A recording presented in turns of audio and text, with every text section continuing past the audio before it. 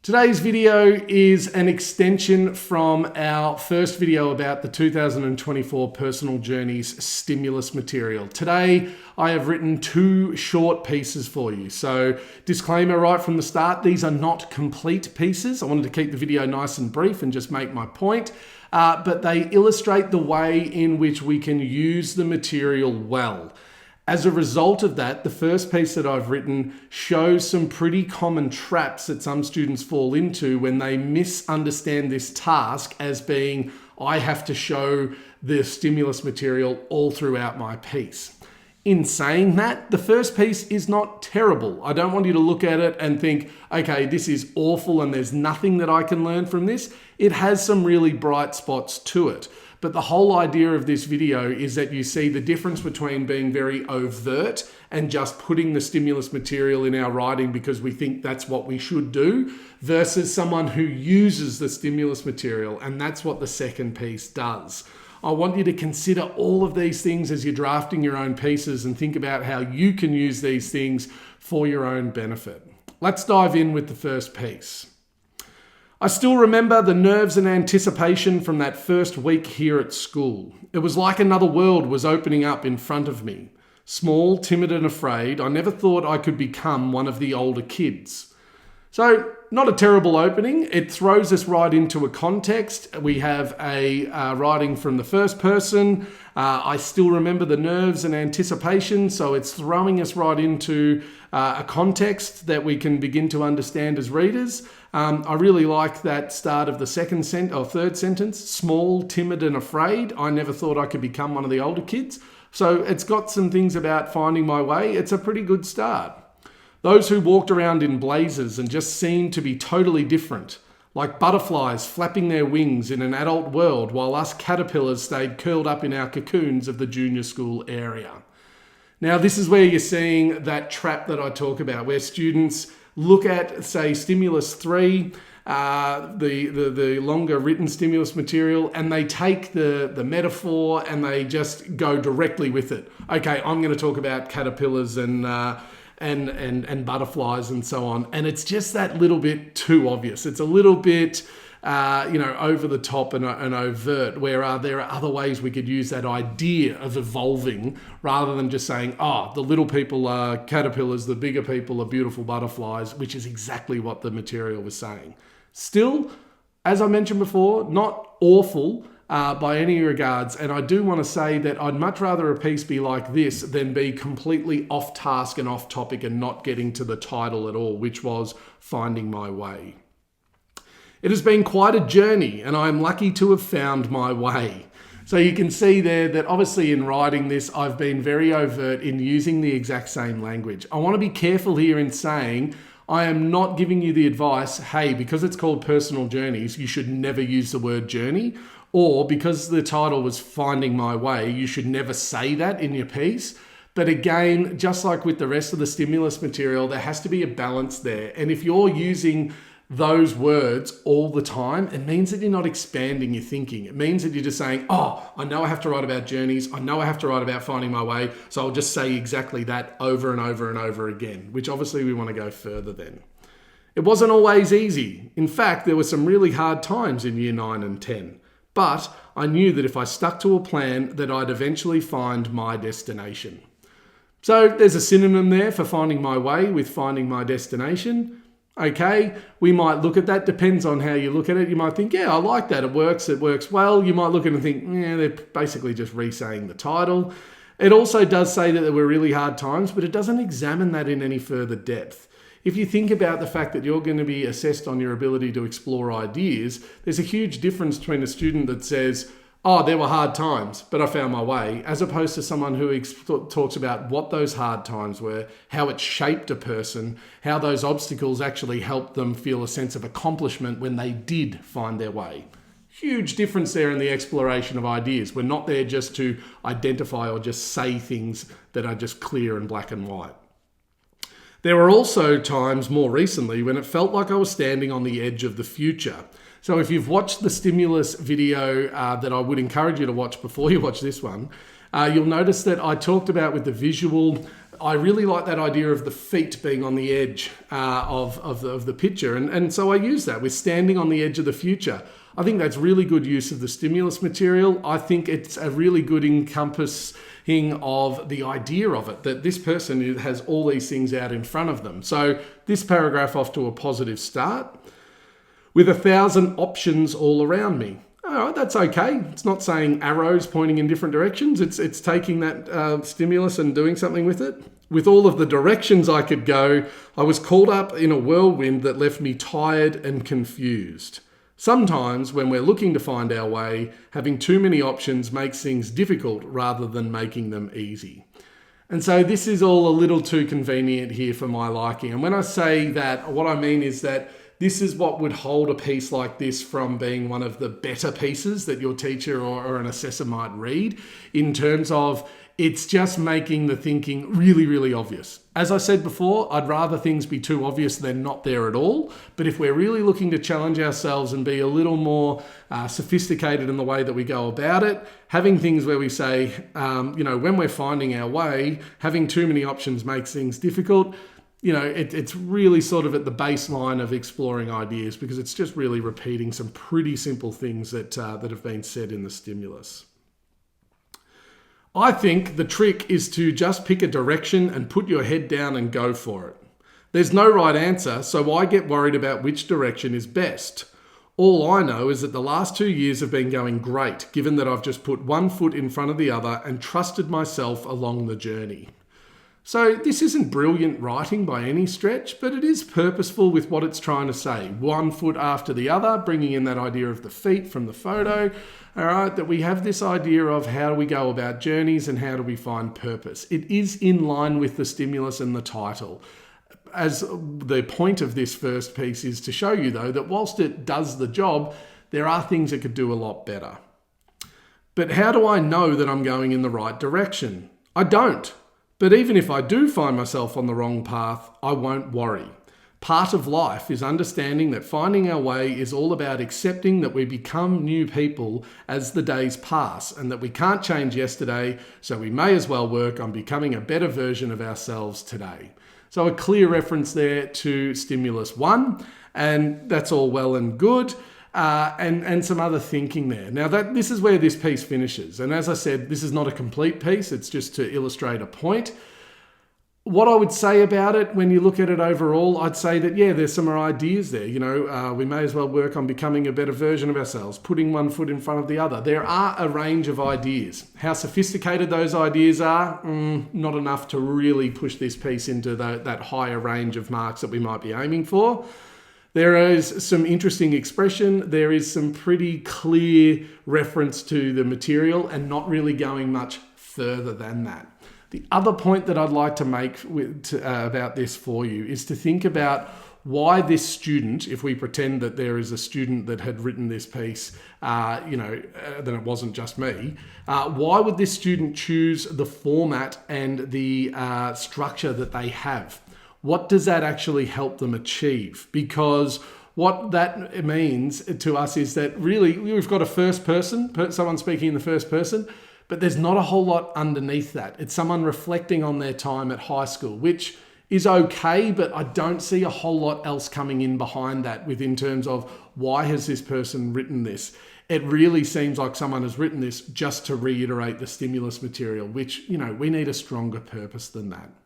Let's take a look at the second piece that has used the exact same stimulus material, but has done so in a very different way and has looked to be a little more insightful with the way that it's gone about exploring these ideas, knowing that that is what's most important when it comes to being able to reach some really fantastic conclusions with what we want to say about personal journeys. And it's in a completely different form. And that's the first thing that I want to mention, is that with this second piece, I took on a completely different structure, and that the idea of personal journeys and someone being different than today, all of that guided my decision with what I wanted to write. And I chose to write as if I was making a speech for, let's say me, even though it's not me, for my mother, and to say that I am who I am and I found my way, there's the title, because someone guided me there. And that idea of someone being different than what they were yesterday, I can say that I am different from what I was because of the help of this parent figure that I'm going to write about. And I want to be really clear in saying that because it shows a really important skill. The skill of being able to have the stimulus material and the title have a profound impact on the decisions you make about what you're writing. If you said, I'm going to write a speech no matter what, you're severely limiting yourself to be able to really work with the material. Whereas if you go in there having tried a range of different pieces and really rehearse them and practice them to the point where you feel really comfortable from having a buffet of decisions to be able to choose from, what that means is that the stimulus material can push you towards something really great and can really guide the decisions. And if you're working from a point where you've said, I know I'm working towards this title and I know I'm going to use this material, and then these are the decisions that I've made because of that, and they run throughout my piece, then you're going to be in a really, really good spot. Tonight, we're all here to celebrate Diana, or as I more affectionately know her, Mum. Thank you to those of you who have shared such lovely stories and kind words. It means so much to us to know that our mum is adored by those outside of the family as she is within it. I have the unique privilege of being the only one who knows what it's like to be her son, and I want to share some things with you that I think encapsulate just how truly special she is. Now, there's a clear purpose in this first paragraph, and that is the creation of a context. Sometimes when I speak to students, I'll say, it's going to be really difficult for you to write a short story or a narrative that has, a beginning, middle, and an end in this way of you have to create a world. Look at here, when this isn't a short story or something that has this major plot, sort of arc to it, but rather this is saying, okay, everybody who's reading this is aware of what this is. This is a speech in front of a group of people from a son to his mother. That's been set up and established really clearly, really quite quickly as well, in the space of 4 sentences. So we don't need any more obvious sort of outlining of this is our speech, because it's thrown that reader directly right into there. I struggled when I was younger. I lacked confidence, I lacked purpose. And because of this, I went looking for attention and validation in some strange places. So the personal journey side is coming out here. It's throwing us directly into this idea of, okay, this is who I was when I was younger. So we can already start to see a hint of that idea of there's no point thinking about yesterday because I was a different person then. This is a person who can reflect on that. So we can see how that stimulus material is informing what this piece is about without it only being about the stimulus material, which is much easier said than done and something that you really need to practice. A couple of things in terms of the technical side of the writing. Look at the pace that's there. 3 short sentences to begin. I struggled when I was younger. I lacked confidence. I lacked purpose. So it has a bit of a rhythm to it in terms of, okay, this is a person speaking. This is a person, thinking of things to say about themselves in front of all of these people. Technically, that next sentence beginning with a conjunction and is, probably not what I'd always tell you to do as an English teacher when you're learning how to write, but we can break rules when we are working in structures like speeches, of course. I can't really recognize that young boy who made so many stupid decisions, but now, as a man, I know that I have to balance the accountability of owning my teenage behavior with the optimism of knowing that each day I get to become a better person. Now, that is clearly inspired by the first written stimulus. Clearly, that's what it's inspired by. But notice that it is not just restating the stimulus just with a few different words. It's bringing in the idea of accountability, that we can't just dismiss who we were and the bad things that we might have done or the things that we feel sheepish, guilty, regret, remorse about. But we have to have accountability, but at the same time, we can balance that with optimism. We can balance that with optimism to be better in the future. That's an intriguing idea. If I'm reading that as an assessor or your teacher, I'm reading that thinking, Okay, that's an interesting idea about people being on a journey, that they have to find balance. They can't get caught in the past, but at the same time, they have to be accountable while also being optimistic. That means that it's taking the material and really doing something with it. I challenge you to try and think about what you can do with the different forms of stimulus material that are put before you this year.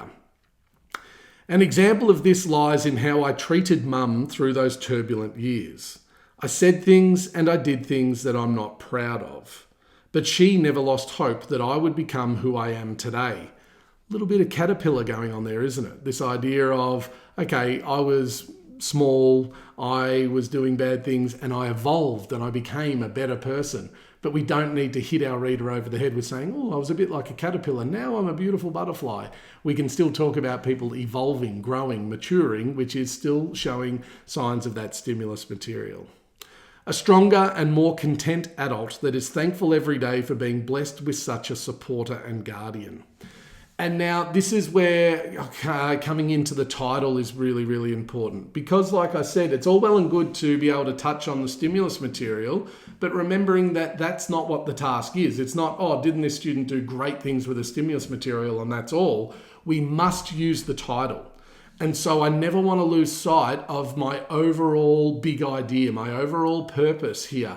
And that is to say that with the title, is that people can find their way when they have someone who supports them. So it's doing something with that. Any success I've had as an adult is attributable to her. What's difficult is getting her to understand and appreciate this fact. Her humility won't let her take credit for all of the work she did. She'll say things like, I only guided you, but those who were around to see me grow up know that that's not the case. Mum lit the way for me on a path that I didn't know I was on.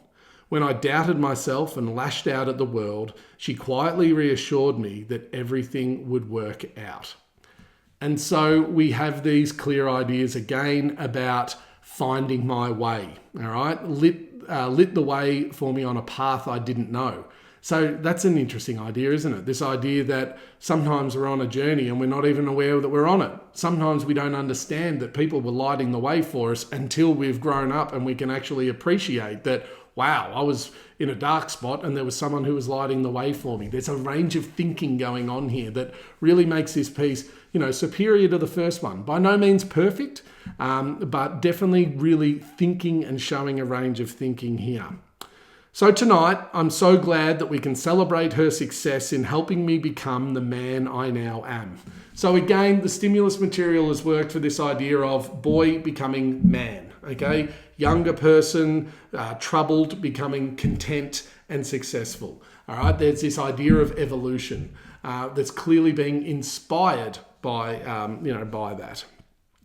If I can have half the impact on someone as she did in aiding me in my time, then I'll count my life as a success. Finding my way, this is what I want to do if I'm going to feel that I am a success. All right, notice how it's always working with the title. I didn't always know where I was heading, but underneath the anger and confusion, I know that I had someone guiding me somewhere. And really, that was enough. When I finally woke up to what was around me in terms of her love and support, getting my life on track was made so much easier. Notice how there's more subtle uses of things like path, light the path, getting life on track. It's still about a journey, but I'm not just using that word over and over. In saying that though, I do use it in this next sentence. Nobody journeys through life alone, and that's completely fine. Like I said, it's not to say that you can't use the word journey in your writing. Luckily for those of us who get a bit lost, there's people like Mum who usher us through to a place where we can feel proud of ourselves.